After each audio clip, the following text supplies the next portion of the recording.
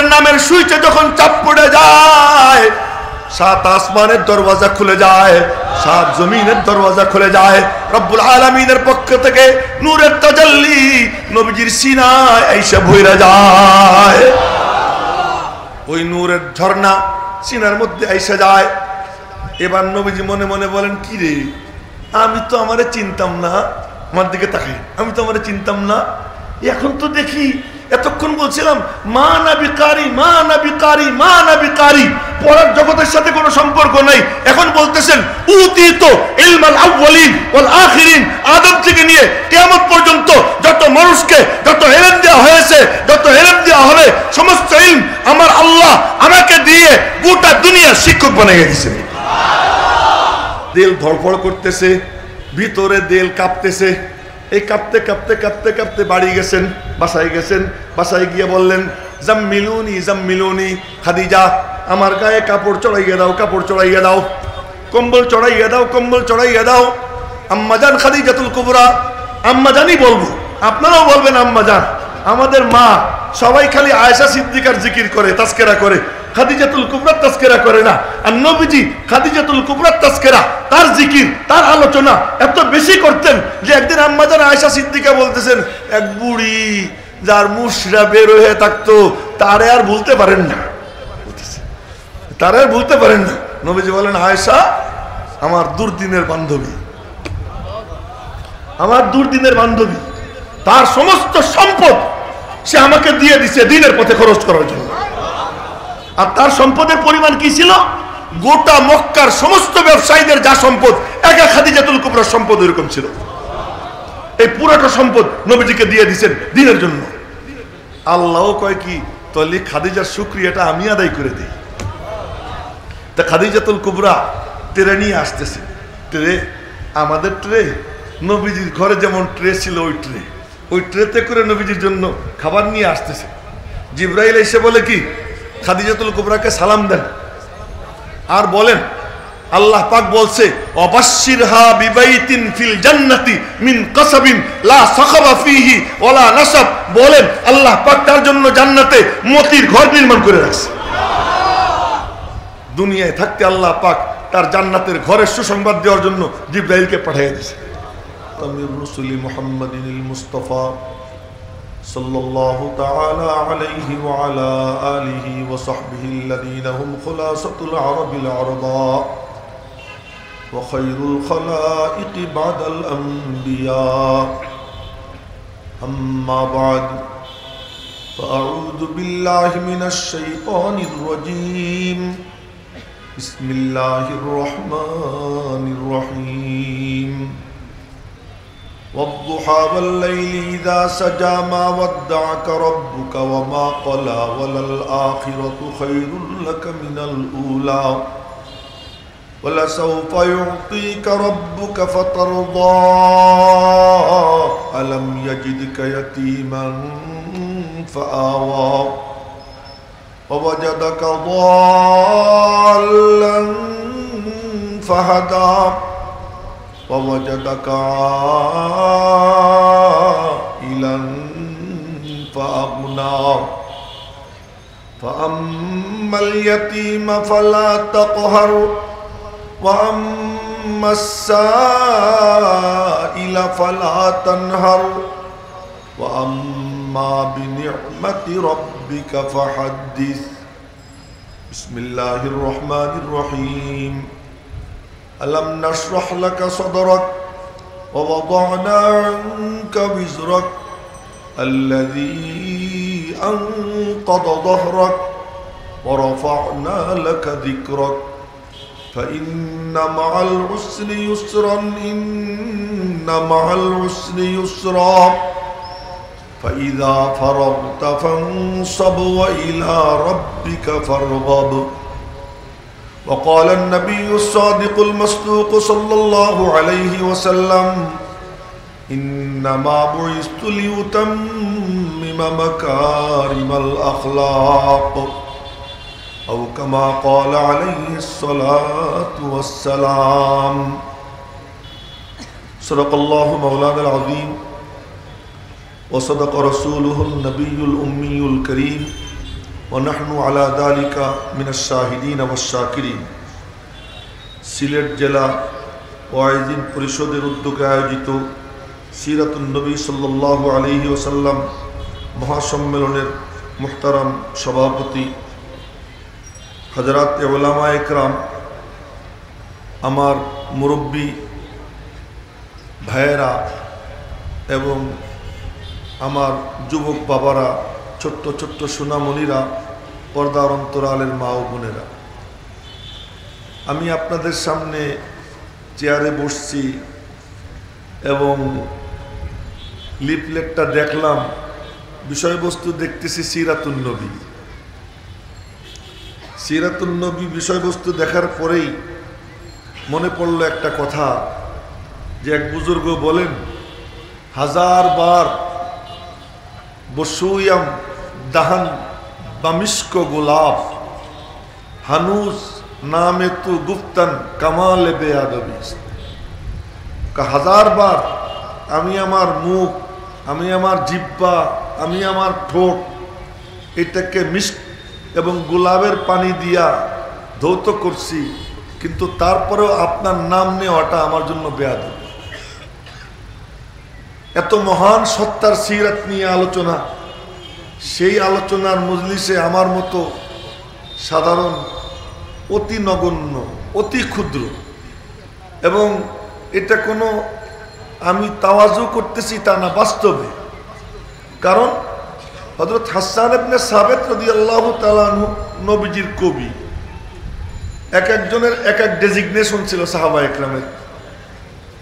হাসান ইবনে সাবিতকে বলা হতো শায়র রাসূলুল্লাহ সাল্লাল্লাহু আলাইহি ওয়াসাল্লাম, নবীজির কবি। সাবিত ইবনে কায়েসকে বলা হতো খতিব রাসূলুল্লাহ, নবীজির পক্ষ থেকে বক্তা, নবীজির মুকাররির। এক একজনের এক এক উপাধি ছিল। হযরত হুযায়ফা রাদিয়াল্লাহু আনহুকে বলা হতো সাহিবু সিররি রাসূলুল্লাহ, নবীজির গোপন রহস্যের ভান্ডার। তো সুবহানাল্লাহ কয়ে ফেলেন, সমস্যা কি? আরো জোরে বলেন সুবহানাল্লাহ। এই ফাঁকে কয়েক সাহাবীর নাম এসে গেল। তো এক একজনের এক এক বৈশিষ্ট্য ছিল। তো হযরত হাসান ইবনে সাবিত নবীজির কবি। কেমন কবি? একদিন নবীজিকে বলে, কি ইয়া রাসূলুল্লাহ, কি আপনারে কাফেররা গালাগাল দেয়, আমিও ওদেরকে একটু গালাগাল দিই, অনুমতি দেন। নবীজি বললেন, তুমি ওদেরকে গালাগাল দিতে গেলে তো আমিও গালি খাবো। কেন? আমার বংশ ওদের বংশ তো একই, ওরাও কুরাইশ আমিও কুরাইশ, তো গালি দিতে গেলে তো আমিও পেছাই যাব। আল্লাহ আল্লাহ। হাসান ইবনে সাবিত বলে, ইয়া রাসূলুল্লাহ, আপনি কি মনে করছেন? ওয়াল্লাহি লা আসুল্লান্নাকা মিনহুম কামা তুসাল্লু শারাতু মিনাল আজিন। আল্লাহর কসম, আমি ওদেরকে গালাগাল দিতে গিয়ে আপনারে টাইনে বের করব। কেমনে জানেন? কেমনে? সানা আটার থেকে চুল টাইনে বের করলে চুলের গায়ে যেমন আটা লাগিয়ে থাকে না, ঠিক আপনারে আমি ক্লিন করে বের করে নিয়ে আসবো। এই হাসান ইবনে সাবিত। তো নবীজি বলেন, আচ্ছা যাও, এই নিচের দিকে কেউ তাকাবে না, চোখের দিকে না, তো যাও। যাও বলে বলতেছেন কি? দাঁড়াও। কি? আবু বকরের সাথে একটু কথা বলে যাও। কেন? আবু বকর নসব সম্পর্কে, বংশ সম্পর্কে ভালো জানে। আবু বকর সিদ্দিক রাদিয়াল্লাহু তাআলা আনহু উট দেখলে বলতে পারতেন যে কোন উটনির পেটে হয়েছে এটা। এটা হলো আবু বকর সিদ্দিকের বৈশিষ্ট্য ছিল। তো তার সাথে একটু গল্প করে যাও। তো গিয়ে গল্প করছে, আবু বকর সিদ্দিকের সাথে একটু কথাবার্তা বলে গেছেন। নবীজি বললেন, হাসানকে মিম্বর দাও। মিম্বর দিছে। হাসান মিম্বরে দাঁড়াইছেন। এরপরে বলতেছেন, আল্লাহ জিবরাইলকে পাঠাই দাও। আল্লাহু আকবার বলতেছেন, আমি বললে পরে বলবেন, আল্লাহ জিবরাইলকে পাঠাই দাও। আল্লাহুম্মা আইদহু বিরূহিল কুদুস, আল্লাহ রূহুল কুদুস জিবরাইলকে দিয়ে তুমি ওর সাহায্য করো। এবার রূহুল কুদুস জিবরাইল এসে পাশে দাঁড়াইয়া যায়। সুম্মা আদলা লিসানাহু, মুসলিম শরীফের হাদিস, সুম্মা আদলা লিসানাহু। হযরত হাসান ইবনে সাবিত জিহ্বা বের করেন। পারবেন নি কেউ জিহ্বা বের করে ঘুরাইতে? এটা হাসানই পারতেন। জিহ্বা বের করে কতক্ষণ ঘুরাইছে। আমরা তো খালি জিব্বার কোনা একটু দেখাইলেই অবস্থা খারাপ হয়ে যায়, আর পুরো জিব্বা বের করে ঘুরেছে, ঘুরে এরপরে নবীজির প্রশংসা শুরু করছেন আর ওদেরকে গালাগাল শুরু করছেন। তো নবীজি বললেন, আল্লাহর কসম, তীর মারলে ওরা যতটা না ব্যথা পায়, হাসানের এক এক কথা এর থেকে বেশি আঘাত পাইতেছে। এই হাসান ইবনে সাবিত নবীজির কবি, সে নবীজির কবি, তিনি বলতেছেন আমার কবিতা তোমরা খুব বলো, আমি খুব নবীজির প্রশংসা করি। আল্লাহর কসম আমি নবীজির প্রশংসা করি না। শুনেন কি বলতেছে, আমি নবীজির প্রশংসা করি না। বলে কি করো? মাইন মাদাহতু মুহাম্মাদান মাদাহতুহু, মাইন মাদাহতু মুহাম্মাদান মাদাহতুহু, ওয়ালাকিন মাদাহতু মাকালাতি বিমুহাম্মাদি। আল্লাহর কসম, আমি যখন নবীজির প্রশংসা করি, প্রশংসা তার করি না, বরং তার নাম নেওয়ার কারণে আমার কবিতার মার্কেট গরম হয়ে যায়। আমি ইয়াহিয়া মাহমুদ, আমি আমার নিজের মার্কেট গরম করতেছি। নবীজির আমার প্রশংসার কোনো দরকারই নেই। ওই মঞ্জুর রশিদ আমিনীর প্রশংসার নবীজির কোনো দরকারই নেই। ওই অলিপুরি সাহেবের নবীজির প্রশংসার কোনো দরকারই নেই। তার কারণ নবীজির প্রশংসা করেন ওয়ালা স্বয়ং আল্লাহ। জোরে বলেন না আল্লাহু আকবার। তার প্রশংসা করেন ওয়ালাকে। তো সুতরাং তার শানে আমি কি বলবো, তার শানে আমি কি বলবো? তারপরেও বলবো। কেন বলবো? একটা লিস্ট হবে। বলে পারো না তো আইসো কেন, না প্রশ্ন। আমি কিন্তু গল্প চলে কথা বলি, খুব ভালো ওয়াজ করতে পারি না। পারো না তো আইসো কেন? আইসি হলো এই জন্য যে আবু বকর সিদ্দিক নবীজির প্রশংসা করছে, ওমর নবীজির প্রশংসা করছে, সব সাহাবীরা করছে, সব তাবিঈরা করছে, সমস্ত বুজুর্গরা করছেন। যে যত উপরে উঠছে, কেন উঠছে? যে নবীজির যত প্রশংসা করছে, আল্লাহ পাক তাকে তত উপরে উঠেছে, তাকে তত উপরে উঠেছে, সে চমকাইছে। তো তাদেরও তো একটা লিস্ট হবে না? তাদের একটা লিস্ট হবে। তা আমি ভালো বলি, মন্দ বলি, অল্প বলি, বেশি বলি, দুর্বল হোক আর শক্তিশালী হোক, ওই লিস্টের মধ্যে নামটা তো উঠবে। ওই নামটা খালি যদি উঠে যায়, হাসরের ময়দানে আল্লাহ পাক রব্বুল আলামিন দেখবেন কারা কারা আমার দোস্তের প্রশংসা করছে। তো উপরের নামগুলো তো চমৎকার এক একজন। আবু বকর, আবু বকরের দেখলেই, আবু বকরের নাম দেখলেই আল্লাহ পাকের রহমত কেমন জোশে আসবে। নবীজি বলেন, সবার বদলা আমি দিছি, আবু বকরের বদলা দিবার পারলাম না। আবু বকরের ঋণ আল্লাহ নিজে শোধ করবেন। আবু বকরের ঋণ আল্লাহ পাক নিজে শোধ করবেন। কিয়ামতের দিন কোটি কোটি মানুষের ভিড়ের মধ্যে আল্লাহ পাক ডাক দিবেন, আইনা আবু বকর। আল্লাহু আকবার বলবেন না? আবু বকর কোথায়? এই আল্লাহ, এই যে আমি আয়, কাছে আয়। সমস্ত মানুষের সামনে আল্লাহ পাক বলবেন, আমার দোস্ত তোর ঋণ শোধ করতে পারে নাই, আজকে আমি নিজে তোর ঋণ শোধ করবো। আয়। আবু বকর সিদ্দিক রাদিয়াল্লাহু তাআলা। তো তার নাম যেখানে, এখানে আল্লাহ পাকের রহমত কেমন জোশে আসবে।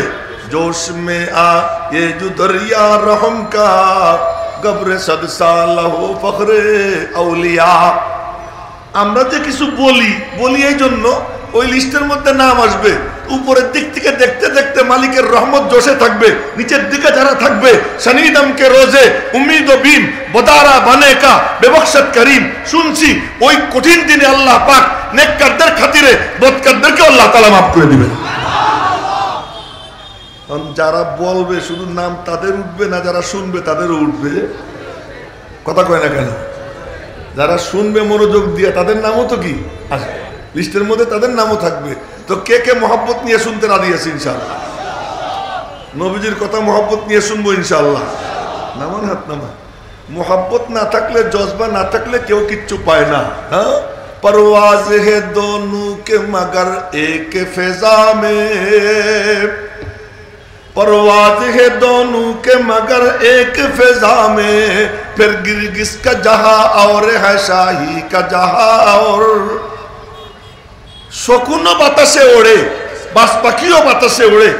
মাপ চাইয়ে বলতেছি আপনাদের কাছে, এই মজলিসে যারা বসা, এই মজলিসে কে কেমন হবেন যার যার সিদ্ধান্ত সে নিবে।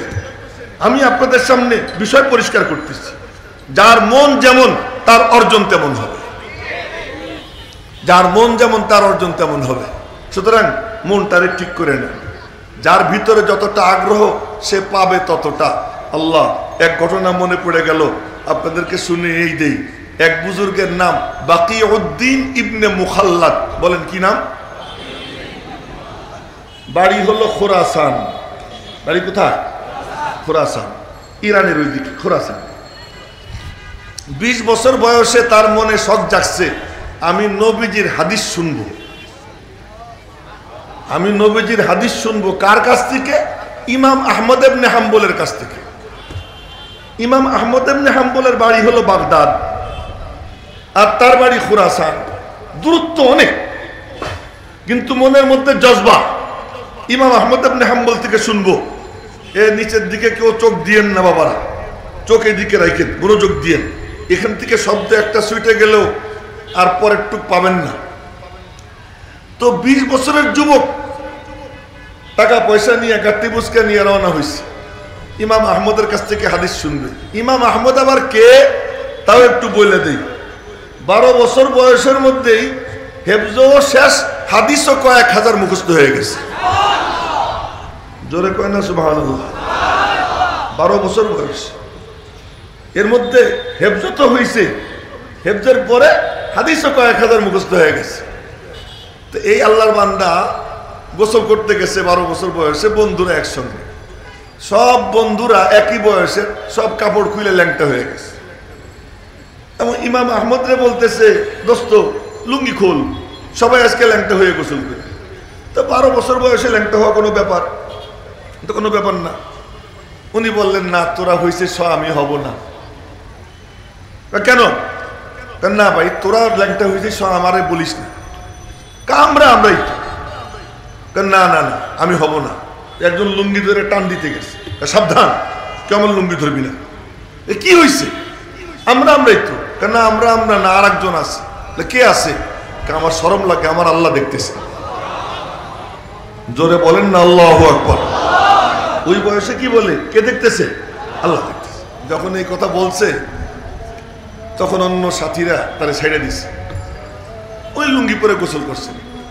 পরের দিন সকালে ফজরের নামাজ পড়ে মাদ্রাসায় পড়তে গেছেন। এখন উস্তাদ মুহাদ্দিস হাদিসের ব্যাখ্যা করতেছে। ওই 12 বছরের পিচ্চি বলে কি, উস্তাদ জি ব্যাখ্যাটা এরকম না করে এরকম করলে ভালো হইতো না। বলেন তো, আমি এখন হাদিসের ব্যাখ্যা করতেছি, ও যদি দাঁড়াইয়া কয় যে হুজুর ব্যাখ্যাটা এমন না এমন করেন, তা আপনারা বলবেন কি বেয়াদব। কিন্তু ওই উস্তাদ দেখতেছেন, আরে পিচ্চি যা বলে তাই তো ঠিক। উনি বলতেছেন, হ্যাঁ বাবা তোর কথাই তো ঠিক। আর এক হাদিসের ব্যাখ্যা করছেন, আবারও উস্তাদ জি ব্যাখ্যাটা মনে হয় এরকম করলে ভালো হইতো আদবের সাথে। দেখা যায় তাই ঠিক। 1টা 2টা 3টা 4টা কয়েক হাদিস হওয়ার পরে উস্তাদ ক্লাস শেষ করে খাস কামরায় গিয়া এরপরে ডাক দিছেন, আহমদ এদিকে আয়। আহমদের ভিতরে নিছে, বলতো তোর জীবনে কি ঘটছে? উস্তাদ জি গতকাল গোসল করতে গেছিলাম, সাথীরা সবাই ল্যাংটা হয়েছে, আমারে ল্যাংটা হইতে বলছে, আমি ল্যাংটা হই নাই, আমি লুঙ্গি পরেই গোসল করছি। আমার ওরা বলছিল কেউ তো দেখবে না, আমি বলছিলাম না, আর কেউ দেখুক আর না দেখুক আমার শরম লাগে, আল্লাহ আমারে দেখবে। তো রাত্রে ঘুমাইছি, ঘুমের মধ্যে দেখি 2 নুরানি চেহারার বুজুর্গ আমার কাছে আসছে। আইসে বলতেছে, আমাদেরকে চেনো, আমরা কারা? আমি বললাম না। আমি আবু বকর, এই যে ওমর। জোরে কন্যা আল্লাহু আকবার। আমি আবু বকর, এই যে ওমর। আপনারা কেন আসছেন? গতকাল তুমি যে কাণ্ড ঘটাইছো, ওই যে মুহাম্মদুর রাসূলুল্লাহ তোমারে ডাকতেছেন। সাল্লাল্লাহু আলাইহি ওয়াসাল্লাম। বলেন না সাল্লাল্লাহু আলাইহি ওয়াসাল্লাম। আরো জোরে সাল্লাল্লাহু আলাইহি ওয়াসাল্লাম। 10টা নেকি হবে, 10টা গুনাহ মাফ হবে, 10টা মর্যাদা বৃদ্ধি পাবে, 10টা খাস রহমত নাজিল হবে। এই মুহূর্তে দুরূদ শরীফ নাম ঠিকানা সহ রওজা পাকে চলে যাবে। না সুবহানাল্লাহ, ডকমত হয়নি, আরো জোরে সুবহানাল্লাহ। এখন যখন দেখলাম নবীজিরে, তো 2 বুজুর্গ করে 2 দিকে ধাক্কা দিয়ে দিছি, দৌড়। আর দৌড় দিয়ে গেছি, নবীজি আমারে বুকের সঙ্গে জড়াই ধরছে।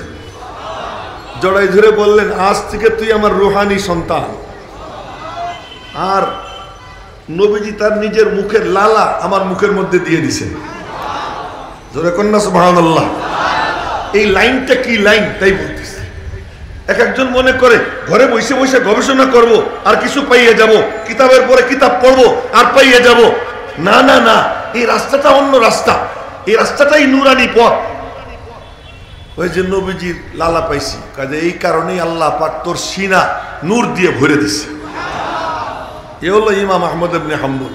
এই ইমাম আহমদ ইবনে হাম্বলের কাছে হাদিস পড়তে যাইতেছে কে? ওই 20 বছরের যুবক। আমি বলতেছি আপনারা যারা আসছেন মনের মধ্যে যদি আগ্রহ থাকে তাহলে সে কেমন পাবে এইটা বোঝানোর জন্য এই ঘটনা বলতেছি, খুব লক্ষ্য দিয়ে শুনেন।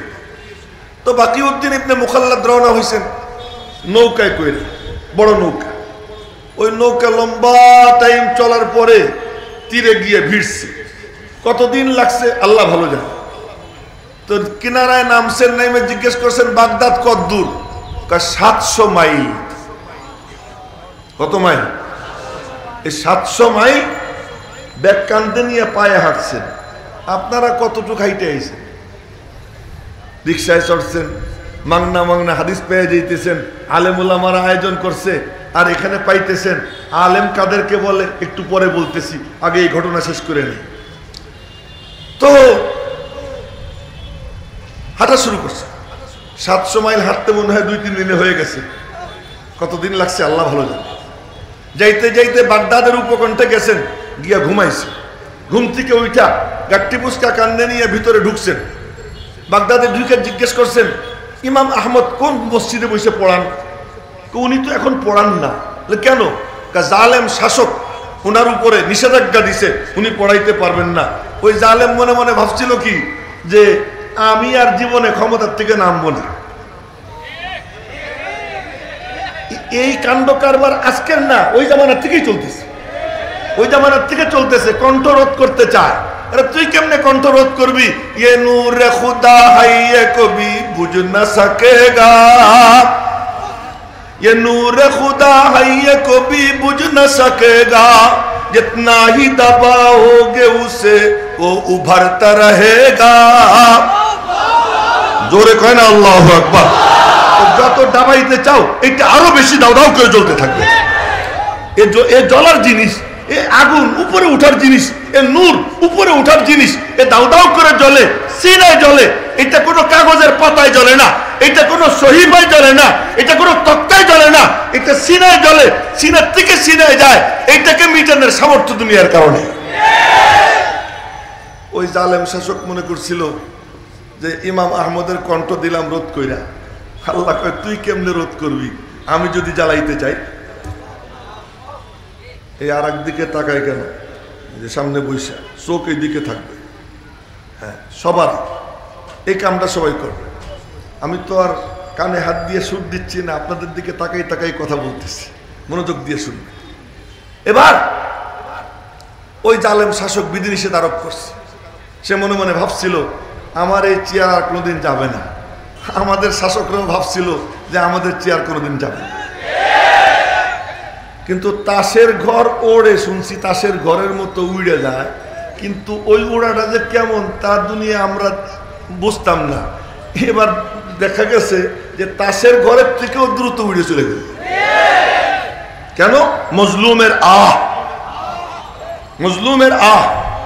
এক একটা আলেম কারাগারে পড়ে রয়েছে, তার খোঁজ খবর নেওয়ার কেউ নাই। ও ওখানে বইসা বইসা মালিকের কদমে সিজদা দিছে, কোরআনে কারিমের তেলাওয়াত করছে। আল্লাহ বলছে, আহ বলছে, আরশে আজিমে আহ চলে গেছে, আর আল্লাহ পাকের পক্ষ থেকে ফয়সালা হয়ে গেছে, ফয়সালা হয়ে গেছে। সুতরাং এইটা ঠেকানোর সামর্থ্য কারো নাই। গুরু হে আমলদার খালওয়াত নাসি, গুরু হে আমলদার খালওয়াত নাসি, কদম হায় খাকি দমে আতশি, বা এক নারা কোহে যে জাবর কানন, বা এক নালা মুলকে বাহাম্বর জানান। সুর অত ভালো না, এই জন্য আল্লাহু আকবার বলবেন না, জোরে বলেন না আল্লাহু আকবার। কিছু লোক আছে দেখতে বলদ বলদ মনে হয়, বলদ বলদ মনে হয়, বেশি কিছু বোঝে না, সাদা সিধা। এদেরকে ধরে ধরে ঠুসে, ধরে ধরে কি ঠুসে, মনে করে এদের তো কোনো শক্তি নাই, এরা কি করবে। মৌলবী বইরে রাখলে মৌলবীর কি পাওয়ার আছে, কিন্তু ও তো জানে না যে মৌলবীর পাওয়ারটা কি, আলেমের পাওয়ারটা কি, ইমানদারের পাওয়ারটা কি, এ তো জানে না। এক বুজুর্গ, দেখেন কথা কিন্তু সরাই যায়, আপনারা আবার যদি আমার উপর রাগ করেন আমার কিছু করেন নাই। এক বুজুর্গ রাস্তা দিয়ে হাইটে যাইতেছেন, বৃষ্টি পড়তেছে গুড়ি গুড়ি, তো উনি খড়ম পায়ে দিয়ে হাঁটে। খড়ম চেনেননি আপনারা? এখন তো আর খড়ম নাই, আগে খড়ম ছিল। খড়ম পায়ে দিয়ে হাঁটতেছেন, তো ওই খড়মের থেকে সিটা একটু কাদা গিয়ে লাগছে এক লোকের বউয়ের শাড়িতে। বউ না, ওয়াইফ।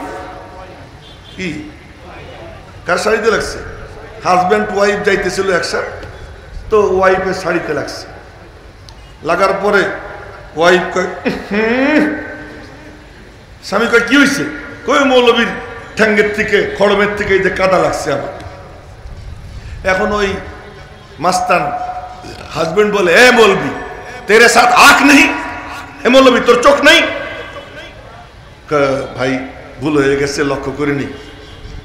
মৌলবী সাহেবের একটা থাপ্পড় দিছে।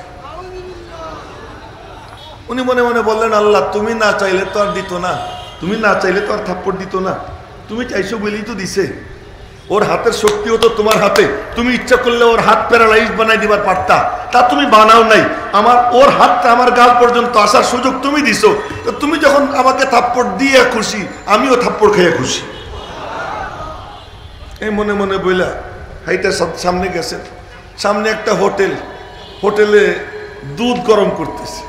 হুজুর রে দেখে ডাক দিছে, হুজুর কি আসেন বসেন। বস, এক গ্লাস গরম দুধ হুজুরে দিছে, হুজুর খান। আজকে আমি নিয়ত করছিলাম যে সকালবেলা হোটেল খোলার পরে প্রথম যারে পাবো তারে এক গ্লাস দুধ খাওয়াবো, আপনারাই প্রথম পাইছি, খান। তো উনি দুধ খাইছেন, খাইয়া কদ্দুর গিয়া আসমানের দিকে তাকাইয়ে বলতেছেন, আরে আল্লাহ থাপ্পড় भी खिलाता है दूध भी पिलाता है, থাপ্পড়ও খাওয়াও দুধও পান করাও। এই কিন্তু মনে মনে কয়, জিন্দা কুনিয়া তয়ে তু অরবু কুশি ফেদায়ে তু, জিন্দা কুনিয়া তয়ে তু অরবু কুশি ফেদায়ে তু, দিল শুদা মুবতলায়ে তু হর চেকুনি রজায়ে তু। তুমি যদি জিন্দা রাখো তোমার দান, তুমি যদি মারতে চাও আমি তোমার উপর কুরবান, তুমি যা করো আমি রাজি আছি। উনি হাইটা যাইতেছেন, মাহামা আব্দে ফিরিং ও মগর আব্দুহু, মাহামা আব্দে ফিরিং ও মগর আব্দুহু, ও নগঞ্জদ দর জাহানে রঙ্গবু।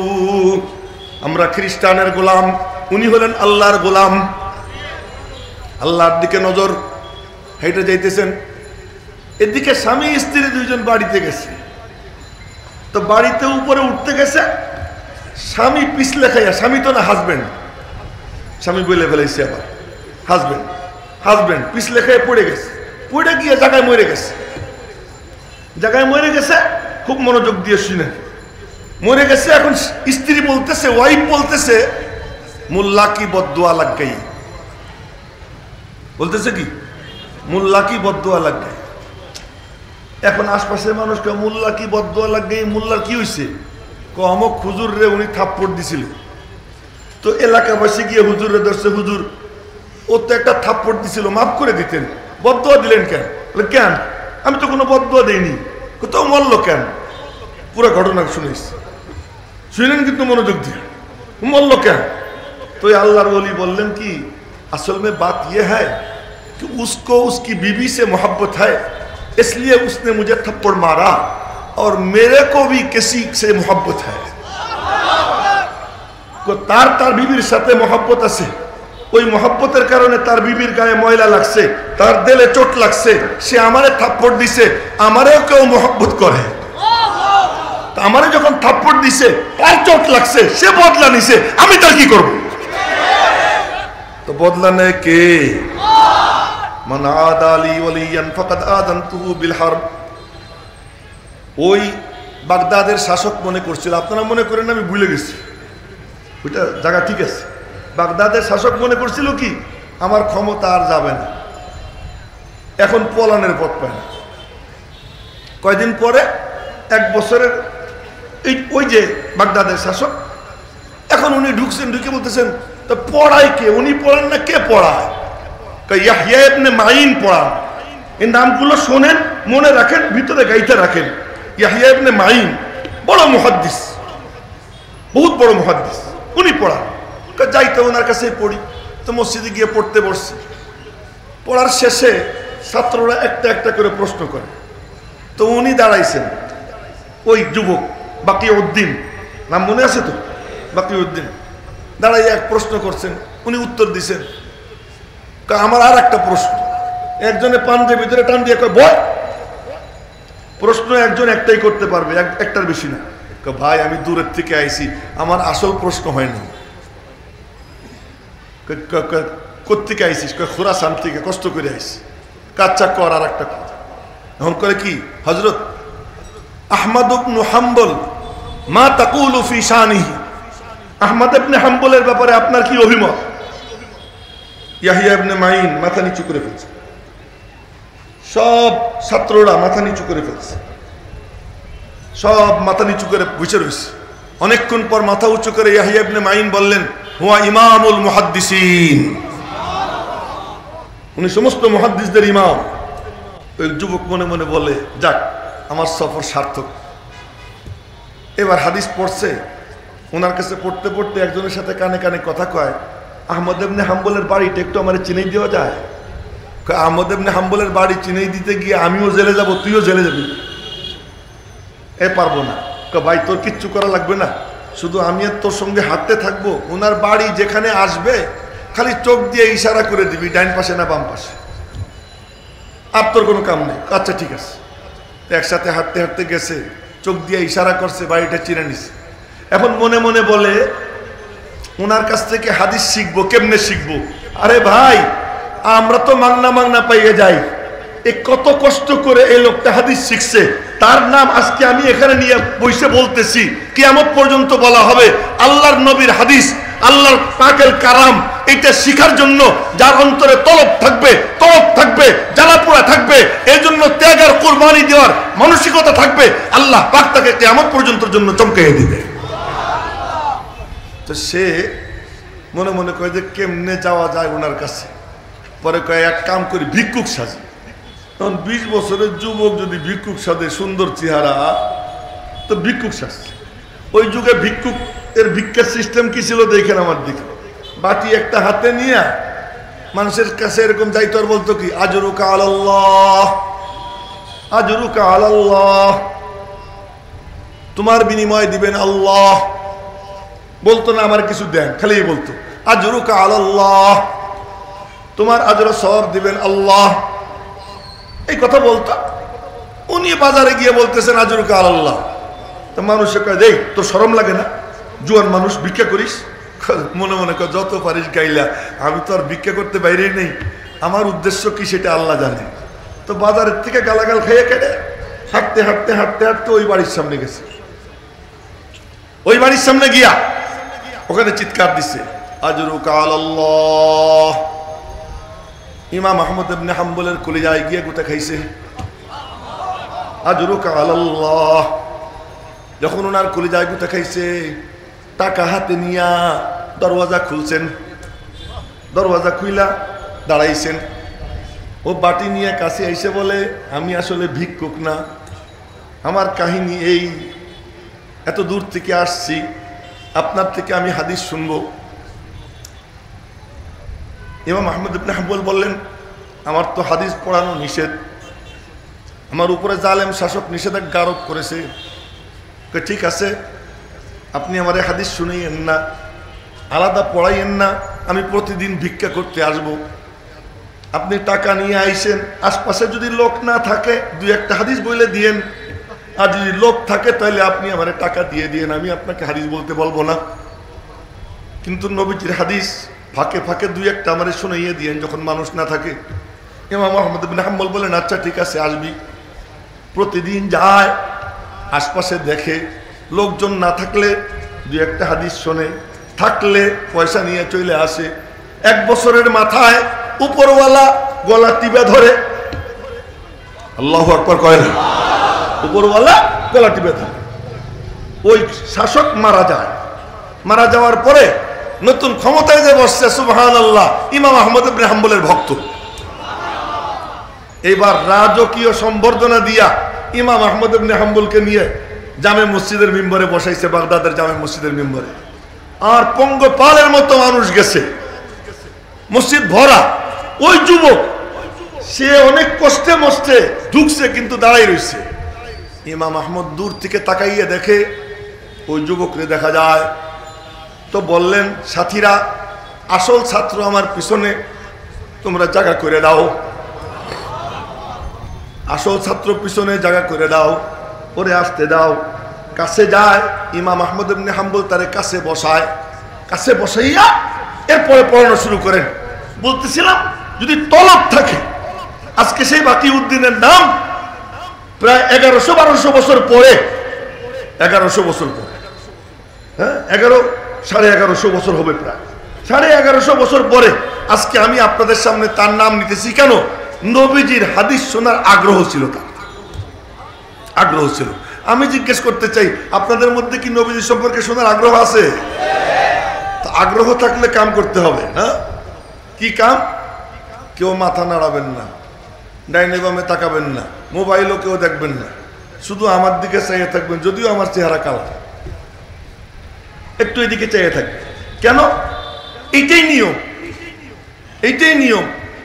আল্লাহ পাক রব্বুল আলামিন যেহেতু এই প্রথম জলসা, এই জন্য আমি কথা একটু ভাঙ্গা ভাঙ্গা আপনাদের সামনে বলতেছি। আর আগামীতে দেখা হয় না না হয় জানি না, হয়তো এটাই আমার শেষ, এমন হইতে পারে, বলা যায় না। সেজন্য আল্লাহ পাক আমাদেরকে কিচ্ছু দেন নাই, আর সব মখলুকরে সব দিছেন। পিপিলিকারে সব দিয়ে দিছেন ভিতরে, ছাগল রে সব দিছেন, বাঘ রে সব দিছেন, সিংহ রে সব দিছেন। এক ছাগলের বাচ্চারে বলতে হয় না তুই কি খাবি, কোথায় গিয়ে খাবি। এক মুরগিরে বলতে হয় না জঙ্গলে গিয়ে কি খাবি কি না খাবি। ও জঙ্গলে গিয়ে টুকাই টুকাই ওর খাবারটা খায়, মার কোলে নিয়ে খাওয়ানো লাগে না। আর মানুষের বাচ্চা আগুন পাইলে আগুন ধরে, পায়খানা পাইলে পায়খানা ধরে, জুতা পাইলে জুতা ধরে চাটে। ও বোঝে না কি খাবে কি খাবে না। আল্লাহ কয় সবাইরে দিছি, তোদেরকে দেই নেই।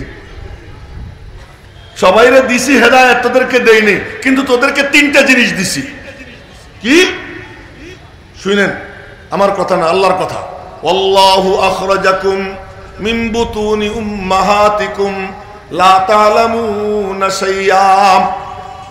আল্লাহ পাক তোমাদেরকে তোমাদের মায়েদের পেট থেকে বের করেছেন। মায়ের পেট থেকে বের করেছেন কে? আরো জোরে বলেন কে? তাহলে সিজার করতে কেন নেন? সিজার করতে কেন নেন? এই নাভির থেকে নিয়ে স্ত্রীর গোপন অঙ্গগুলো অন্যরে কেন দেখান, কেন যান? রব্বুল আলামিন বলেন আল্লাহু আখরাজাকুম, আমি আল্লাহ বের করি। বের করেন কে?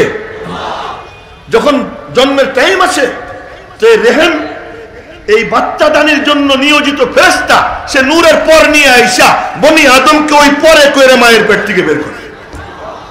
জোরে কর না আল্লাহু আকবার। কিন্তু ডাক্তাররা কি হারে কসাইয়ের কসাই, গেলেই কয় কি সিজার লাগে, গেলেই বলে কি সিজার লাগে। সিজার করলে কি হয়? যেই নারীর মাথার থেকে পা পর্যন্ত পুরোটা ঢাইকা রাখা দরকার, তার সবচেয়ে জঘন্য অঙ্গ এটা অন্য পুরুষ ডাক্তারের দেখার ব্যবস্থা করে। এই সিস্টেম চালু করছে খ্রিস্টানরা। কোনো দরকার ছিল না। এই মিয়া সাহেবের কাছে আসবেন, আইসে একটু পানি পোড়া নিয়ে যাবেন, একটু তেল পোড়া নিয়ে যাবেন, একটু ফু দিয়ে দিবে, কিছুতে দিবেন। আল্লাহ পাক তার কালামের মধ্যে সব দিয়ে দিছেন।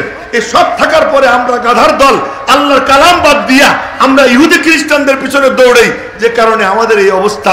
রব্বুল আলামিন বলেন আল্লাহু আখরাজাকুম, আমি আল্লাহ তোদেরকে বের করছি। আল্লাহু আকবার বলবেন না? রাগ করছেন নাকি? অনেকে মনে হয় তার বউ সিজার করছে, তাদের বিরুদ্ধে চলে গেছে, দেখে রাগ হয়েছেন। আমার কিচ্ছু করার নেই, আমি তো আর বলতেছি না, এখন উপরওয়ালা বলাইতেছে।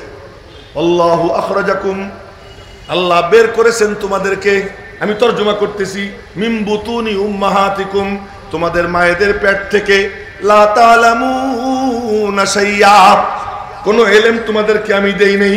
গরুরে ইলম দিছি, ছাগলরে ইলম দিছি, বাঘরে ইলম দিছি, পিপিলিকাকে ইলম দিছি, কিন্তু তোমাদেরকে কোনো ইলম দেই নাই। কিন্তু তিনটা জিনিস দিছি। কি তিনটা জিনিস? ওয়াজআলা লাকুমুস সামা, আমার দিকে দেখেন, ওয়াজআলা লাকুমুস সামা ওয়াল আবসারা ওয়াল আফইদা। তরজমা বুঝছেন? হ্যাঁ, ওয়াজআলা লাকুমুস সামা, তোমাদেরকে কান দিছি, ওয়াল আবসারা, চোখ দিছি, ওয়াল আফইদা, কলব দিছি। এই তিন জিনিস দিছি। এই তিন জিনিস যে কাজে লাগাবে আমি আল্লাহ তার সিনা ইলম দিয়া ভইরা দিব। আল্লাহু আকবার বলেন না ভালো করে? এই জন্য যার কলবটা চতুর্মুখী, সর্বমুখী, এজন্য কলবে মোহর, ওর ভিতরে ঢোকে না। কান সর্বমুখী, কানেও মোহর, ওর মধ্যে সব কথা ঢোকে না। চোখ একমুখী, যেদিকে তাকায় ওইটাই দেখে, আর কিছু দেখে না। এই জন্য সামনে পর্দা। কাফেরদের ব্যাপারে, কুফফারদের ব্যাপারে আল্লাহ পাক কি বলেন? খাতামাল্লাহু আলা কুলুবিহিম ওয়া আলা সামইহিম, যে ওদের দিলে, ওদের কানে আমি আল্লাহ মোহর মেরে দিছি, ঢোকে না। ওয়া আলা আবসারিহিম গিশাওয়া, চোখের সামনে পর্দা দিয়ে দিছি। এখন যদি আমার দিলে না ঢোকে, আমার কলবটা কেমন হবে? আমার কানে যদি না ঢুকে, আমার কানটা কেমন হবে? এই জন্য দ্বীনি মজলিসে আসলে এই তিন কাম করতে হবে। চোখ, কান, কলব, তিনটা এই দিকে দিয়া মনোযোগ দিয়ে যে শুনবে, আল্লাহ পাক তার সিনা ইলমের নূর দিয়ে ভরে দেবে। জোরে কন্না আল্লাহু আকবার। এই জন্য আমি বলছি যে আপনারা আমার দিকে চেয়ে থাকেন। কথা মেলা দূর চলে গেছে। বলতেছিলাম হাসান ইবনে সাবিত রাদিয়াল্লাহু তাআলা আনহুর কথা, মনে আছে? হাসান ইবনে সাবিত রাদিয়াল্লাহু তাআলা আনহু জিহ্বা বের করে কতক্ষণ ঘুরাইয়া এরপরে শুরু করছেন কবিতা। 2-3 লাইন শুনাই। হাজাউতা মুহাম্মাদান ফাআজাবতু আনহু, হাজাউতা মুহাম্মাদান ফাআজাবতু আনহু ওয়া ইনদাল্লাহি ফি যাকাল জাযাউ, হাজাউতা মুহাম্মাদান বাররান তাকিয়ান রাসূলুল্লাহি সীমাতুহুল ওয়াফাউ, ফাইন্না বি ওয়া ওয়ালিদাতি ওয়া ইরজি লিইরজি মুহাম্মাদিন মিনকুম ওয়াকাউ। কবিতা অনেক লম্বা। হাসান ইবনে সাবিত কবিতা বলে, নবীজির প্রশংসা করে। মানুষে বলে, হাসান তুমি তো চমৎকার, নবীজির প্রশংসা করো। হাসান বলে, না না না, আমি নবীজির প্রশংসা করি না। ওটা কি করো তুমি? কামাইন মাদাহতু মুহাম্মাদান মাদাহতুহু ওয়ালাকিন মাদাহতু মাকালাতি বিমুহাম্মাদি। আমি যখন নবীজির প্রশংসা করি, আসলে প্রশংসা তার করি না, তার প্রশংসা কইরা আমি আমার শেরগুলোকে দুনিয়াবাসীর সামনে চমকাইয়ে দেই। আমার কবিতার মার্কেট গরম হয়ে যায়। আমি ইয়াহিয়া মাহমুদও কিছু বললে নবীজির সামনে আমার মার্কেট গরম হবে, নবীজি কিচ্ছু হবে। নবীজি তিনি কে, কত বড়, আল্লাহ পাক রব্বুল আলামিন বলেন, আরে তারে তোরা কি চিনবি? তার শানে তোরা কি বলবি? তার মান কি, তার শান কি? দেখ আমি আল্লাহ কি বলি, শোন।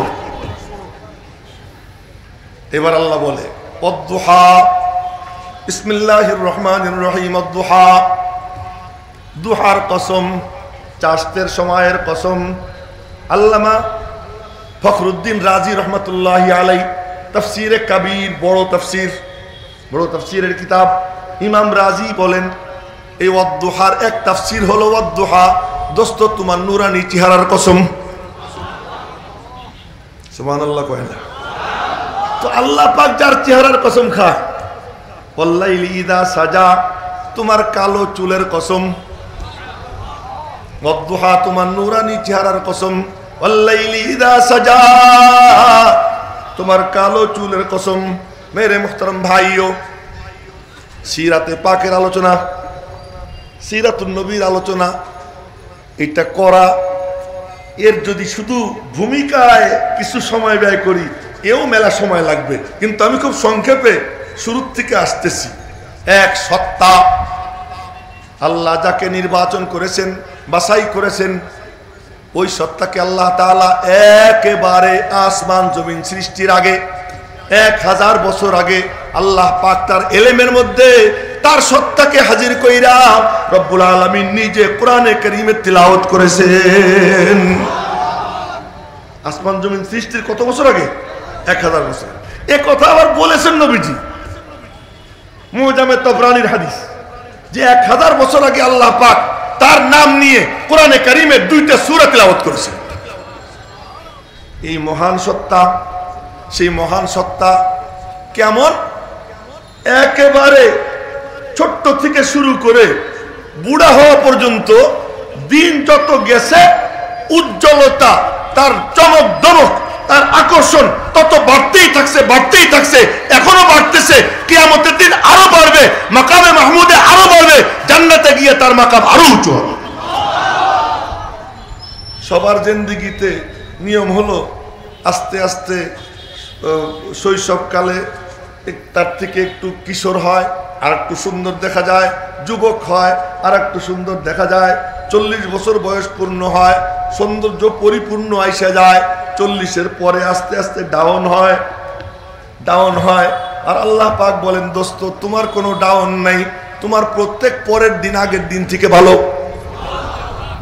ওয়ালাল আখিরাহ খায়রুল লাকা মিনাল উলা। তো নবীজির শৈশবকাল কেমন ও আর বলবো না, শুধু এতটুকু বলি, আমি সিরাতে পাকের শুরু থেকে আরম্ভ করতেছি।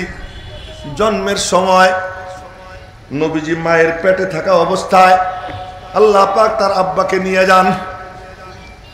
বয়স যখন 6 বছর তখন মারে নিয়ে যান, বয়স যখন 8 বছর তখন দাদারে নিয়ে যান। এরপর খাজা আব্দুল মুত্তালিব তাকে তার ছেলে আবু তালেবের হাতে সমর্পণ করে যায়। তুমি ওরে দেখে শুনে রাখো, আব্দুল্লাহর আপন ভাই আবু তালেব, তুমি ওরে দেখে শুনে রাখো। মেরে মোহতারাম ভাইও আস্তে আস্তে বড় হন। বড় হইতে হইতে 39 বছর 6 মাস বয়স হয়। 39 বছর 6 মাস বয়স হওয়ার পর দেখেন, এর আগে টুক কইতে গেলে 2-3 ঘন্টা লাগবে। এই যে পর্যন্ত আমি আনছি, এটুক ভাঙ্গে কইতে গেলে 2-3 ঘন্টা দরকার, সেদিকে যাব না। এখন থেকে আমি বিস্তারিত বলবো। 39 বছর 6 মাস বয়স হয়।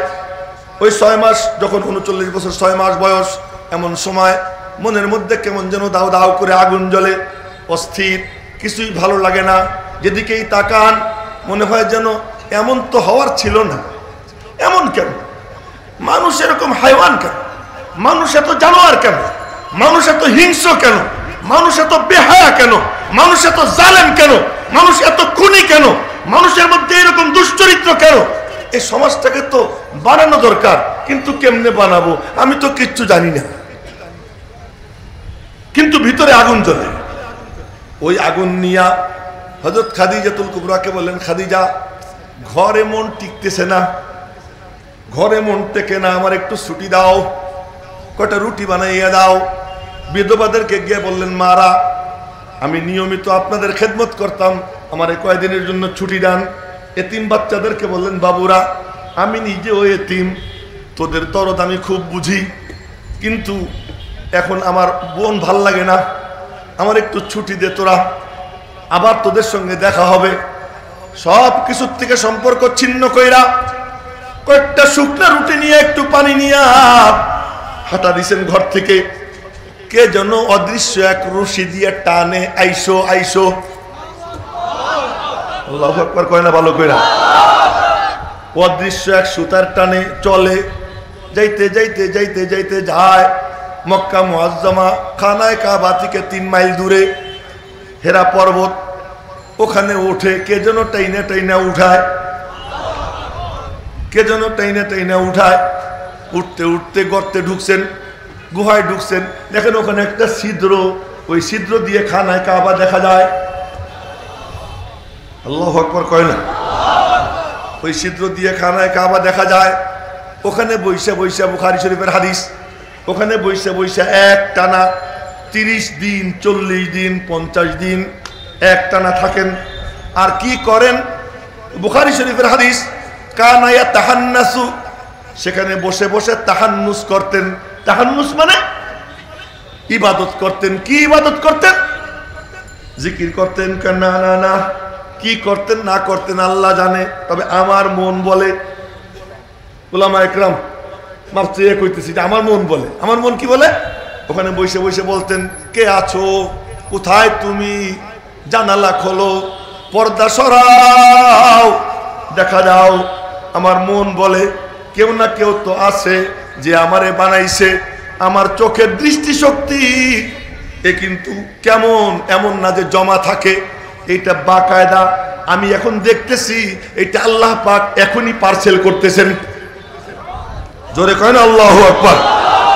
এই চোখের দৃষ্টিশক্তি বিদ্যুতের মতো, বিদ্যুৎ অনবরত সাপ্লাই হয়। আল্লাহ পাক দৃষ্টিশক্তি সাপ্লাই করেন, শ্রবণ শক্তি সাপ্লাই করেন, হাতের ধরার শক্তি সাপ্লাই করেন।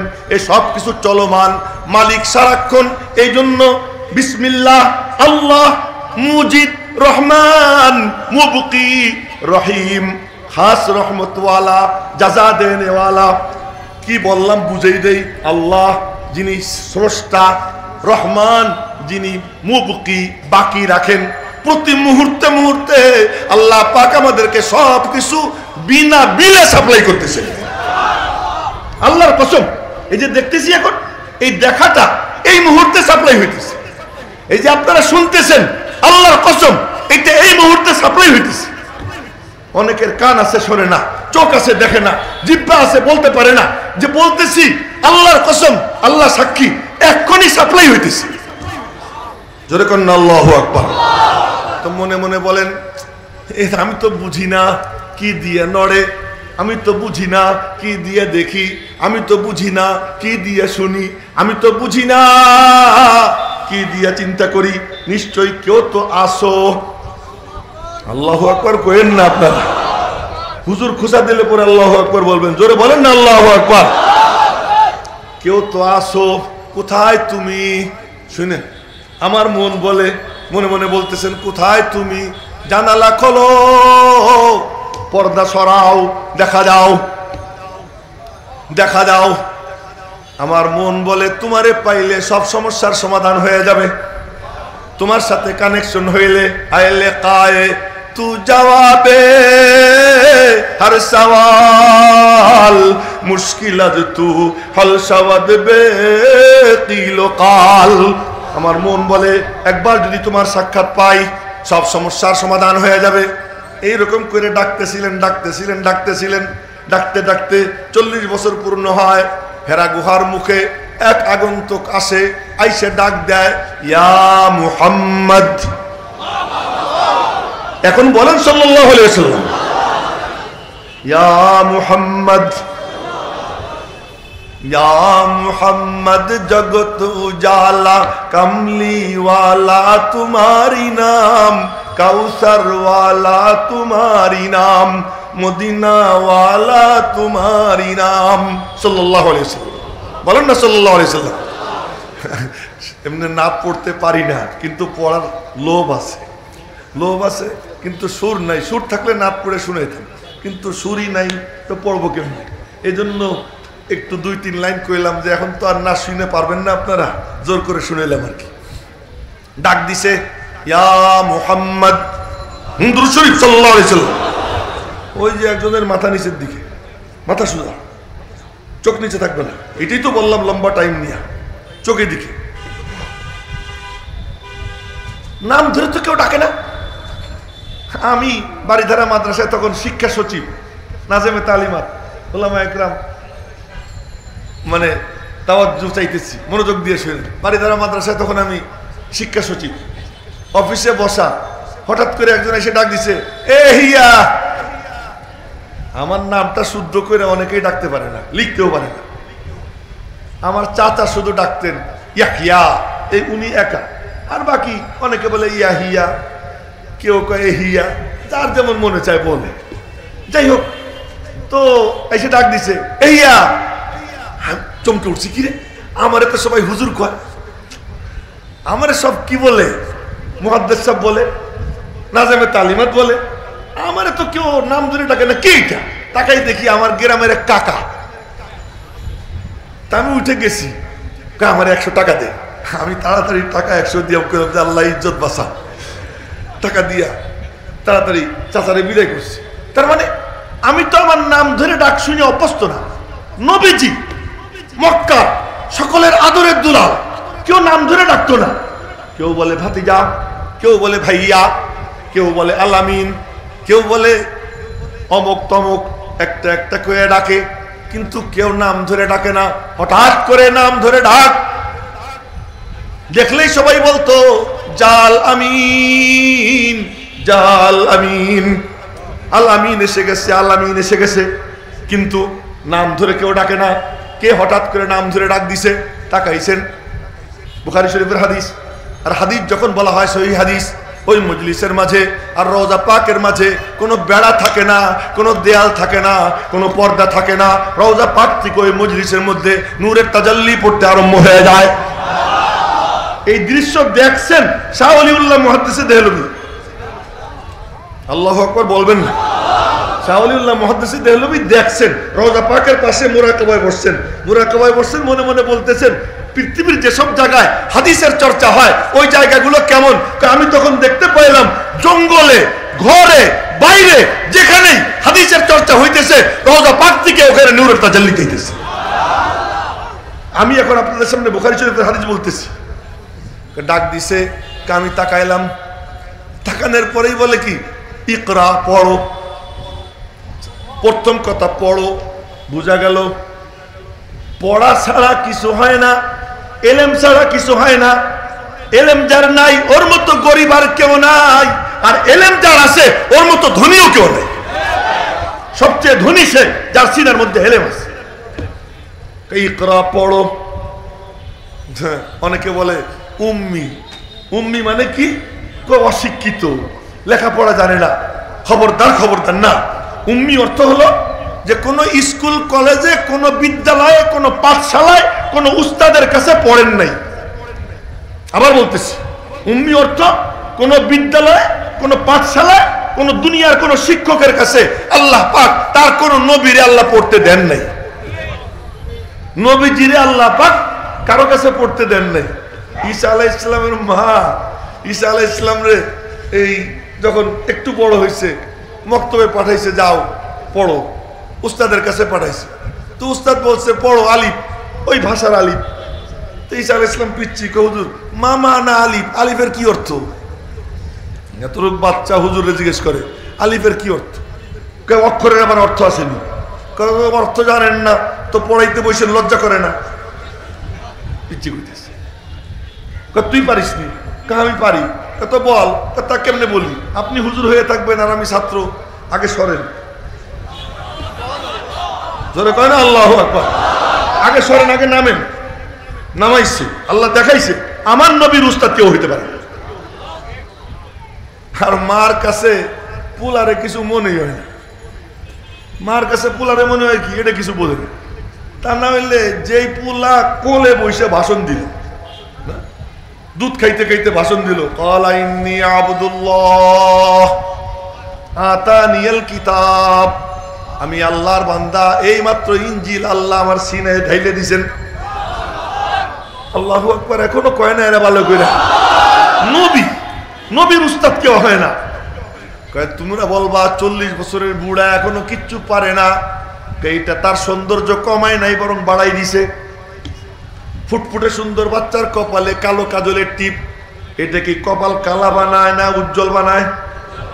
হ্যাঁ, আমি কালো কাজলের টিপ দিতে কইতেছি না। যদি কেউ দিয়ে ফেলায় তো বাচ্চাটার সৌন্দর্য বাড়ে না কমে?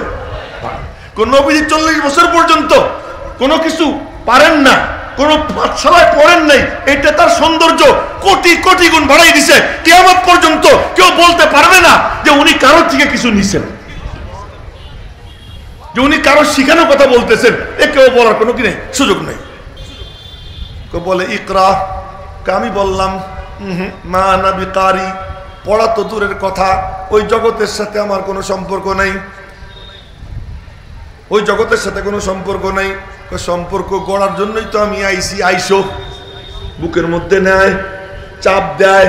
বুখারী শরীফের হাদিস, ফাগাত্তানি ফাআখাযানি ফাগাত্তানি হাত্তা বালাগা মিন্নিল জুহদু, বলে আমাকে ধইরা বুকের মধ্যে নিয়ে এত জোরে চাপ দেয় যে আমার পুরো শক্তিটা শেষ হয়ে যায়। নবীজির শক্তি কতটুকু? জান্নাতি 40 জন পুরুষ আর জান্নাতি এক পুরুষ সমান সমান, পৃথিবীর শক্তিশালী 100, তার মানে 4000 পুরুষের শক্তি গায়ে যিনি ধারণ করেন তিনি বলেন এত জোরে চাপ দিছে যে আমার শক্তি শেষ হয়ে গেছে। সাইডে দিয়ে বলে ইকরা। আমি বললাম মা না বিকারি, পড়ার জগতের সাথে আমার কোনো সম্পর্ক নাই। আবার ধইরা চাপ দিছে। এই শুনেন, প্রথমে বলছে ইকরা, আর কিচ্ছু বলে না, শুধু ইকরা বলছে। দ্বিতীয়বার চাপ দিয়া, প্রথমবার চাপ দিয়া দ্বিতীয়বারও বলে ইকরা পড়ো, আর কিচ্ছু বলে না। এরপরে ছাইড়া দিয়া তৃতীয়বারে চাপ দিছে, তো দ্বিতীয়বারে চাপ দিয়া আবারও বলে ইকরা, তাই ইকরা বলছে 3 বার, ইকরা ইকরা ইকরা, পড়ো পড়ো পড়ো। তার মানে লাইন টানতেছে। কথা কি বুঝে আসে? লাইন টানতেছে। এই যে ইলেকট্রিসিটি লাইন টানে, লাইন টানা কমপ্লিট হইলে সুইচে চাপ দেয়, সুইচে চাপ দিলে তারপরে গিয়ে বাতি জ্বলে। তারা বলতে পারেন না।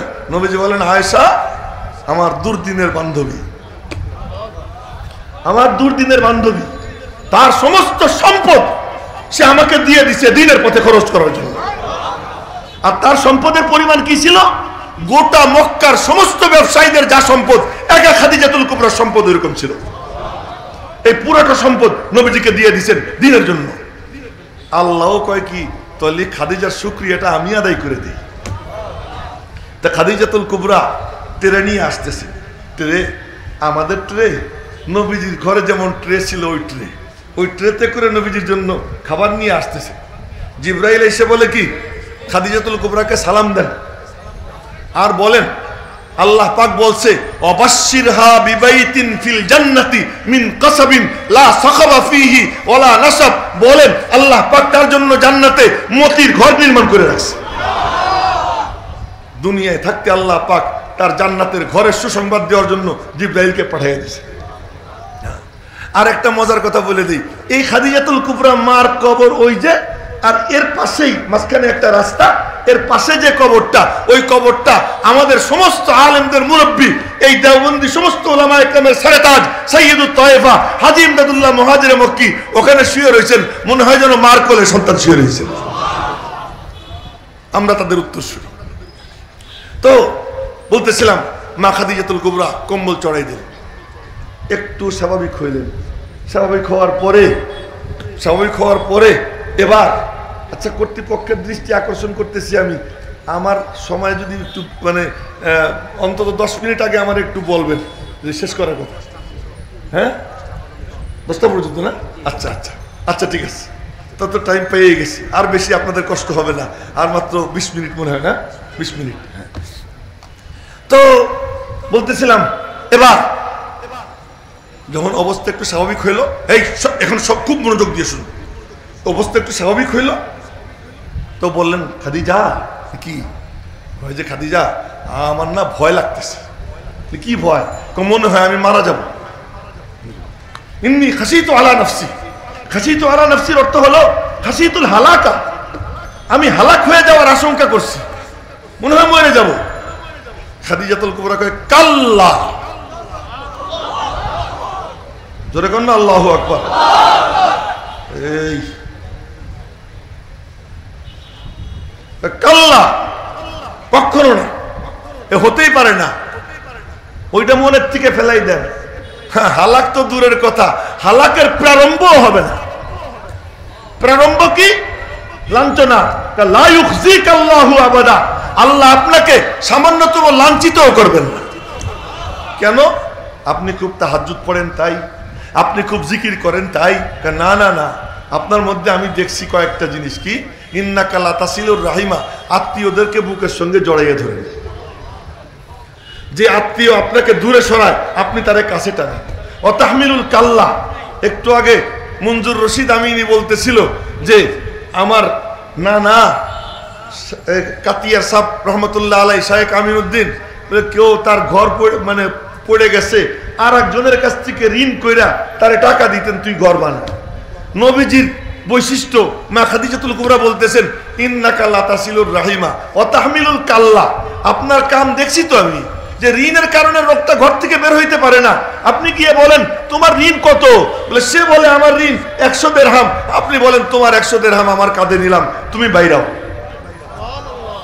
ও তাহমিলুল কাল্লা ও তাকসিমুল মাদুমা, আপনি নিঃস্ব ব্যক্তিরে কামাই করে খাওয়ান। ও তাকরিজ জাইফা, আপনি মেহমানদারি করেন। মেহমানদারি কারে কয়? যে চাকর বাকর দিয়ে খাওয়ায় না, না না, মেহমানের সাথে বৈশা মুস্কি মুস্কি হাসেন, গল্প করেন, আর তাদেরকে আপনি খাওয়ান, এই আপনার গুণ। ও তুইনু আলা নাওয়াইবিল হক, এবং প্রাকৃতিক বিপর্যয়ের সময় মানুষের পাশে সবার আগে আপনি গিয়ে দাঁড়ান, এই গুণ যার মধ্যে থাকে সে কখনো লাঞ্ছিত হইতে পারে না। আলহামদুলিল্লাহ, শুকর আদায় করতেছি, ওলামা একরাম অনেকদিন পিছনে ছিল, এবারের বন্যায় দেখা গেছে সবার আগে আলেমরা, সবার আগে আলেমরা, এবং এমন তৎপরতা ওলামা একরাম দেখাইছেন যে আল্লাহ তাআলা দেখাই দিছে। এই শানে ফিরে আসেন, আল্লাহর কসম খেয়ে বলতেছি, আল্লাহ তাআলা হুকুমত খেলাফত নিজের থেকে আপনাদেরকে দিয়ে দিবে। খেদমতে খালক, মখলুকের খেদমত। নবীজি সান্ত্বনা পাইলেন, সান্ত্বনা পাইয়া বলেন খাদিজা, এই আমার কথা শুনবে কে রে? শুনেন, আমার কথা শুনবে কে? এই যে বিশাল দায়িত্ব, আমার কথা কে শুনবে? কেন? আপনি প্রথম দাওয়াত দেন, আমি প্রথম কবুল করি। জোরে করেন না আল্লাহু আকবার। আপনি দাওয়াত দেওয়ার সূচনা করেন, আমি কবুলের সূচনা করি। নবীজি দাওয়াত দিয়েছেন, প্রথম কালিমা পড়ে মুসলমান হয়েছেন মা খাদিজাতুল কুবরা। এই যে যাত্রা শুরু, এই যে যাত্রা শুরু, এবার যদি সামনে শুরু করি তো কোথায় গিয়ে আমি ঠেকাইতে পারবো আমি জানি না। এই যে যাত্রা শুরু, এবার নবীজি জানলেন তার দায়িত্বের বিশালতা, তার দায়িত্বের পরিধি কত বড়। এই পরিধি বুঝতে পেরে এখন তার অবস্থা এমন যে সারাক্ষণ চিন্তা, এত বিশাল দায়িত্ব, এ পারবো আমি সামাল দিতে? আল্লাহ পাক জাল্লা জালালুহু আম্মা নওয়ালুহু তিনি নবীজির মনে এই সান্ত্বনা দিলেন, হ্যাঁ তুমি পারবা, আল্লাহ তোমারে কামিয়াব করবে, তুমি টেনশন করো না, চিন্তা করো না, আমি আল্লাহ তোমাকে বেবাস বেকাস অসহায়ত্ব থেকে সকলের আশ্রয়স্থল আমি আল্লাহ তোমাকে বানাই দেব। আল্লাহ পাক রব্বুল আলামিন এই বিশাল দায়িত্ব দিলেন, সেই দায়িত্ব নিয়ে যাত্রা শুরু করলেন। একদিন ছিলেন আব্দুল্লাহর পুত্র মুহাম্মদ, আজকে হলেন আল্লাহর রসুল মুহাম্মদ, বলেন না সাল্লাল্লাহু আলাইহি ওয়াসাল্লাম। এতদিন ছিলেন মুহাম্মদ ইবনে আব্দুল্লাহ, আজকে হলেন কি মুহাম্মদুর রসুল। তো মুহাম্মদুর রসুল্লাহ সাল্লাল্লাহু আলাইহি ওয়াসাল্লাম তার সিরাত কি বলবো? আম্মাজান আয়েশা সিদ্দিকা রাদিয়াল্লাহু তাআলা আনহা, আম্মাজান আয়েশা সিদ্দিকা রাদিয়াল্লাহু তাআলা আনহা, তাকে জিজ্ঞাসা করা হয়েছে, মা নবীজির চরিত্র কি, জীবন চরিত্র কি একটু বলেন। কাইফা কানা খুলুকুহু, নবীজির জীবন চরিত্র কেমন ছিল? মা তিনটা শব্দ বলছে। কত শব্দ? তিনটা শব্দ। আরে মার মা, কামা তাকরাউল কোরআন, তুই কোরআন পড়িস না? পড়ি। কানা খুলুকুহু আল কোরআন, নবীজি বাস্তব কোরআন ছিলেন। उनका हाँ नहीं कहना भी है कुरान का जैसा। ওই কোরআন তার সিনায় নাজিল হয়েছে। কোরআন কিন্তু মনে রাখবেন, কোরআন কিন্তু কোনো কাগজের পাতায় না, কোরআন সিনায় নাজিল হয়েছে। অন্য সব আসমানি কিতাব আল্লাহ তাআলা লেখাই দিয়েছেন, অনুবাদ করাইয়া দিয়েছেন, নিজে লিখে দিয়েছেন। ওয়া কাতাবনা লাহু ফিল আলওয়াহ, মুসা আলাইহিস সালামকে তাওরাত আল্লাহ লিখে দিয়েছেন, তক্তায় নিজে হাতে লিখে দিয়েছেন আল্লাহ পাক। ঈসা আলাইহিস সালামের সিনায় ঢাইলা দিয়েছেন। কিন্তু কোরআন আল্লাহ পাক বলেন তানজিলুম মির রাব্বিল আলামিন, আমার পক্ষ থেকে নাজিল। কোরআনের কারিও আমি, আল্লাহু আকবার, শব্দ মনে রাখেন, কোরআনের কারি আমি, কোরআনের মুকরি আমি। আমি আয়াত পড়ে পড়ে আপনাদেরকে বলে দেব, কোরআনের কারি আমি, কোরআনের মুকরি আমি, কোরআনের হেফাজতকারী আমি, কোরআনের মুফাসসির স্বয়ং আমি আল্লাহ। কোরআনের কারি আল্লাহ তার দলিল নেন সূরা কিয়ামার মধ্যে আয়াত ওহী নাজিল হয় জিবরাইল পর্দার আড়ালে আর নবীজি কে আল্লাহ তাআলা নূরের জগতে নিয়ে যান এমন সময় ওই নূরের জগতে যখন যান তখন নবীজির চেহারা ফ্যাকাশে হয়ে যায় চেহারা মাইটে হয়ে যায় রক্ত শূন্য হয়ে যায় আর নবীজির তখন আওয়াজ বের হয় গত গত গত এমন আওয়াজ বের হয় মাথা সোজা রাখতে পারেন না মাথা নিচু হয়ে যায় সামনে বালিশ রাখা হয় বালিশের উপরে কপাল থেকে যায় ওই ভার বইতে পারেন না কম্বল দিয়ে ঘিরে দেওয়া হয় পাশে জিবরাইল দাঁড়াই থাকে এক টানা আওয়াজ বুখারী শরীফের হাদিস এক টানা আওয়াজ হইতে থাকে ওই আওয়াজ চলতে থাকে আর নবীজি এমন করেন আমার দিকে দেখেন এমন করতেছেন অর্থাৎ জের জবর পেশ যেন ভুল হয়ে না যায় যা নাজিল হইতেছে তা যেন আমার সিনার মধ্যে ঠিক মতো এসে যায় আল্লাহ পাক ডাক দেন দোস্ত ঠোঁট জিহ্বা কেন নাড়াও যাতে ভালো কইরা সিনার মধ্যে সংরক্ষণ হয়ে যায় তুমি টেনশন কইরো না ইন্না আলাইনা জামআহু ওয়া কুরআনা তুমি তোমার জিহ্বা ঠোঁট নাড়াইও না তোমার সিনায় জমা করে দেওয়ার দায়িত্ব আমি আল্লাহ নিজে নিয়ে নিলাম যেরকম না আল্লাহু আকবার নবীজি বলেন এরপরে আমি চুপচাপ থাকি আল্লাহ কয় ফাইদা করানাহু যখন আমি পড়ি তো পড়ে কে যে পড়ে তারে কি কয় কারি ফাইদা করানাহু যে পড়ে তাকে বলে কারি আল্লাহ পাক বলেন যখন আমি পড়বো তা আমি পড়বো কেমনে আমার তো আওয়াজ নাই তোমাদের আওয়াজের মতো আওয়াজ না হেচে কাসদার মুলকেউ আম্বাজে নে কওলে উরা লাহনে নয় আওয়াজ নে আমাদের আওয়াজের মতো আল্লাহর আওয়াজ না আমাদের সুরের মতো আল্লাহর সুর না আল্লাহ যেমন আল্লাহর কথাও তেমন আল্লাহর আওয়াজও তেমন আল্লাহর মতো ওইটা বর্ণনা করার সামর্থ্য না তো ইয়াহিয়া মাহমুদের আছে না তো কোনো মৌলবীর আছে কারো নাই এটা কেবলমাত্র সেদিন যেদিন আমরা ওখানে যাব আল্লাহ যেন আমাদেরকে ওখানে নিয়ে এক প্যান্ডেলের নিচে বসায় ওখানে যেন আল্লাহ পাক তার কালামে পাকের তিলাওয়াত তার কুদরতি জুবানে যেন আল্লাহ পাক আমাদেরকে শুনবার তৌফিক দান করে সকলে বলি আমিন তখন শুনবো আল্লাহ পাক সূরা রহমানের তিলাওয়াত করবেন আর রহমান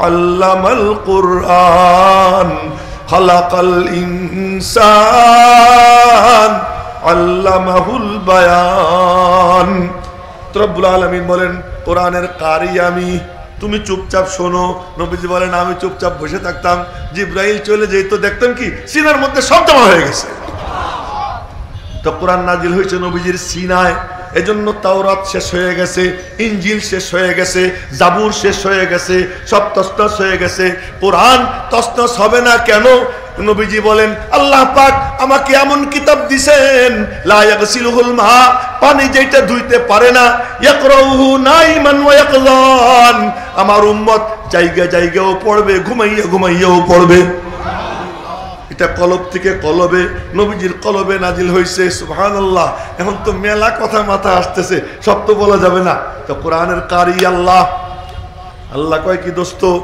তুমি নিজে তাড়াহুড়া কইরো না আমি পড়াইয়া দিব সানুকরিউকা ফালা তানসা ইল্লা মা শা আল্লাহ জিবরাইল তোমারে পড়াবে না আমি আল্লাহ পড়াবো জোরে করেন আল্লাহু আকবার সানুকরিউকা আমি এমন পড়ান পড়াবো ফালা তানসা কিয়ামত পর্যন্ত তুমি ভুলবা না হ্যাঁ যে আয়াত রহিত করার ওইটা রহিত করবে সেটা ভিন্ন কথা তা কারিও আল্লাহ মুকরিও আল্লাহ মুকরিও কি এই শব্দ মনে রাখবেন মুকরি মানে যে পড়ায় তো পড়ানে वालाও আল্লাহ পড়নে वालाও আল্লাহ হিফাজত করনে वाला কে আল্লাহ কয় আমি ইন্না নাহনু নাযালনা যিকরা ওয়া ইন্না লাহু লাহাফিজুন হিফাজতের জিম্মাদারও আমি আবার তোমার সিনায় নাজিল করছি বয়ান তুমি করবা না না না সুম্মা ইন্না আলাইনা বায়ানা এর তাফসীরের জিম্মাও আমি আল্লাহ নিয়ে নিলাম এখন তাফসীর তোমার কলবে আমি ঢাইলে দিব আর তুমি তাফসীর করবা আমার তাফসীর তুমি প্রকাশ করবা আর তোমার তাফসীর শুই না তোমার উম্মতের আলেমরা গবেষণা করবে লাআল্লাহুম ইয়াতাফাক্কারুন ওয়া আনজালনা ইলাইকা যিকরা লিতুবাইয়িনা লিন-নাস কোরআন নাজিল করছি তোমার উপর এজন্য তুমি খুইলা খুইলা বয়ান করবা কেন লাআল্লাহুম ইয়াতাফাক্কারুন ওরা যেন ওর মধ্যে ঢুইকা গবেষণা করতে পারে আর সেই গবেষকের দল গবেষণা করছে ইমাম আবু হানিফা ওনার 40 জনের কাফেলা নিয়া 13 লক্ষ মাসলা বের করছে জোরে কয় না আল্লাহু আকবার 13 লক্ষ মাসলা বের করছে মেরে মোহতরম ভাইও ইমামরা কি করছেন গবেষণা করছেন ফিকির করছেন নবীজির তাফসীরের মধ্যে আল্লাহ পাকের থেকে নবীজির সিনায় জিবরাইলের মাধ্যমে নবীজির থেকে সাহাবীদের সিনায় সাহাবীদের সিনার থেকে তাবেঈনের সিনায় এ পুড়াবি কয় জিল পুড়াবি পানিতে ফেলবি কয় জিল ফেলবি ইয়াহিয়া মাহমুদের কলবের 30 পারা কোরআন শরীফ ওইটা কেমনে তুই ফেলাবি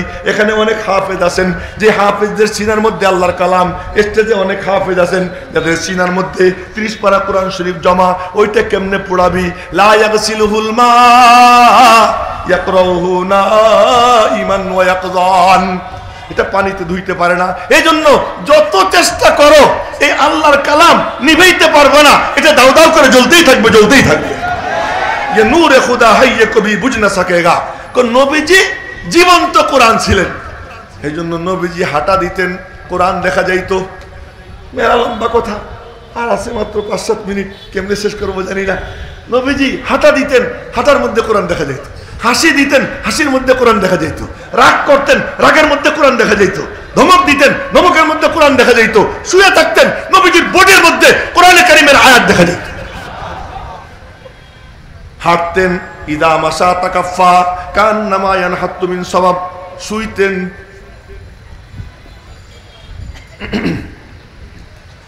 শুইতেন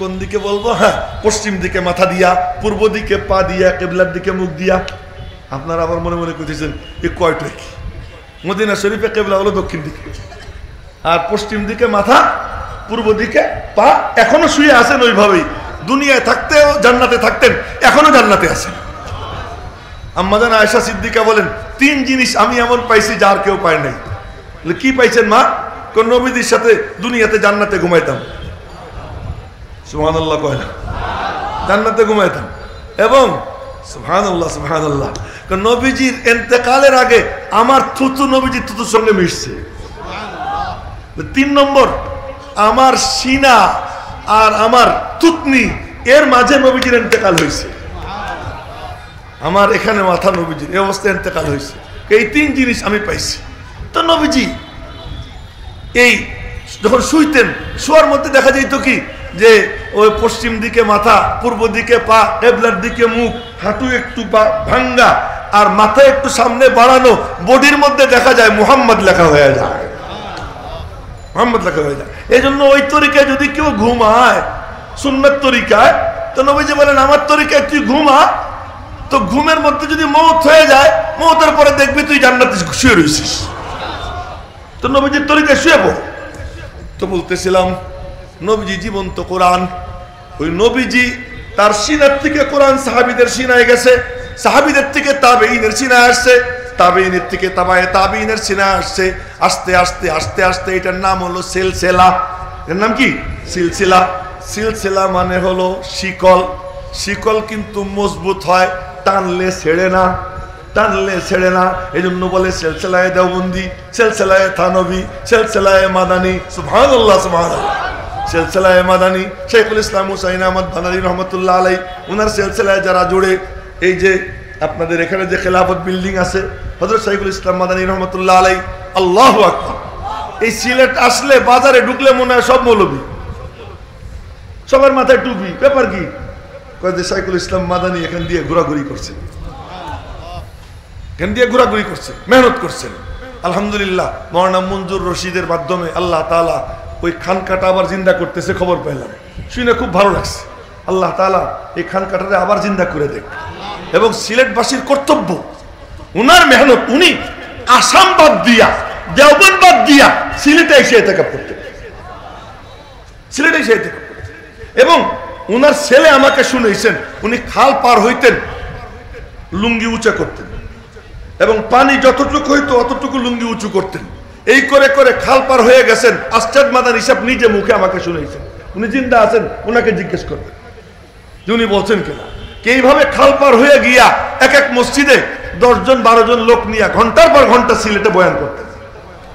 তারপর করতে আজকে সিলেট বাংলাদেশের মধ্যে অন্যতম পুণ্যভূমি, অন্যতম মানে ইসলামী জজবার লোক এখানে।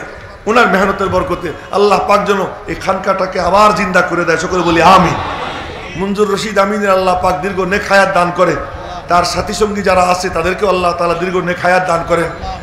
আর আমিও এই সিলসিলার সাথে একটু জুড়ে আছি।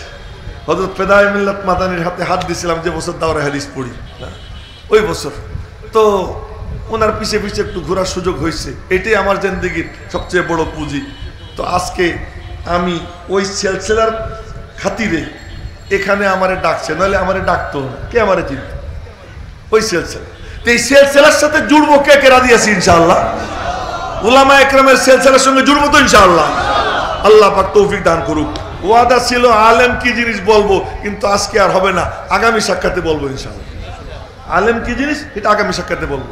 এবং এই যে আয়োজনটা হয়েছে, এই আয়োজনটা অব্যাহত থাকুক, এটা আপনারা চাননি। আর হুজুররা কি সব কোটিপতি নাকি হুজুরদের চান্দা টান্দা দরকার আছে? দরকার আছে নাকি? তাহলে বলেন ওলামা একরাম যে উদ্যোগ নিছেন তারা যাতে আরো উৎসাহ পান, সামনে বাড়তে পারেন, এই জন্য সবাই মিলে সহযোগিতা করা আমাদের নৈতিক দায়িত্ব। আমরা ইনশাআল্লাহ সবাই একটু সহযোগিতা করতে রাজি আছেন ইনশাআল্লাহ? তো যদি রাজি থাকেন বিসমিল্লাহ বলে পকেটে হাত দেন, আপনাদের মাঝে যাবে। কারো উপর কোনো জোরাজোরি নেই, যার যা মনে চায়, যার মনে চায়। ওই ছাত্ররা আছে, হ্যাঁ ভিতরে ঢুকে পড়ো ছাত্ররা, হ্যাঁ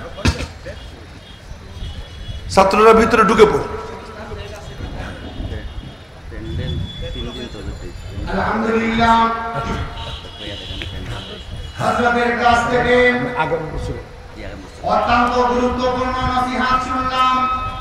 সংস্থার ব্যাগ আছে নির্দিষ্ট টাকা পেয়ে যাবেন। সংস্থার নিজস্ব ব্যাগ আছে, ওই ব্যাগ নিয়ে যাবে, ওই ব্যাগেই আপনারা টাকা দিবেন, হ্যাঁ ওখানেই সহযোগিতাটা করবেন।